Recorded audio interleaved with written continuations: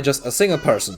Which is really impressive for this type of game and also somewhat excuses the game looking like, well, like it does. Which doesn't in particular mean that it looks bad, just that the developer was extremely ambitious with his vision here. And it is a fully fledged RPG. With character customization, skill points and trees, and a vast world to explore with many side quests. And seriously, please don't get put off by how this game looks, because yeah, you can see it here already. The game is clunky as hell, but still, I don't know the last time I got entertained this much from a basic ass side quest. I won't spoil them all here, because there are genuinely some hilarious ones over here. The first side quest I found, for example, was given to me by this magic tree, who got angry at the humans for eating its apple children, to such a degree that its new apples turned poisonous. So obviously we can take some and give them to people in our village to help the tree take its revenge.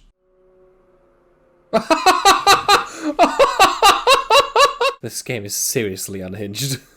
But in the best way possible. I actually was promised to get this horse gifted to me if I get it to like me, but then the guy suddenly charged me for it. And because I didn't have enough money, my only option was to beat the shit out of him and the guard, who acted as a witness. But hey, before I go on even more on a tangent, how about we finally talk about the necromancer aspect? You have a lot of different skill trees you can level. After leveling up, you get a few skill points that you can invest in one of the trees to unlock a slew of spells. Focusing everything into dark magic gives you raised skeleton and skeleton mage, nothing you haven't seen before. But I like how they balanced it by your summons lowering your maximum mana to not make you an all-powerful spellcaster while still having an army that follows you. Combat itself is also pretty alright. Nothing too complex, and mainly just smacking things. But especially in the beginning, your summons can be a godsend. You can also upgrade your minions to higher tiers, which also changes how they look. Always a nice touch, which is fully appreciated. Now the bad things though. The worst part so far of the game was the main quest. Side stuff and exploring was pretty enjoyable, if not outright hilarious. But the main quest was a slog. Bad pacing in cutscenes, endless running in one direction, every mission is level gated, and I'm also pretty sure that every voice character in this game is AI generated.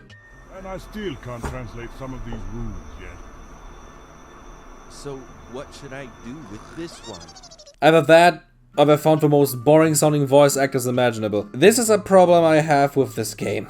It just got worse with me finding out about them also having announced a sequel, that genuinely looks a lot nicer and more polished. But just one look at the promo art, and yeah. This is 100% AI generated, so the voices are probably too. And at this point, what else is AI in this game? But the worst thing about it, the bone serpent you can summon is a fucking wyvern and not a snake! C tier. Would be a B, because I actually really enjoyed my time in this, and it really has its moments, but I don't...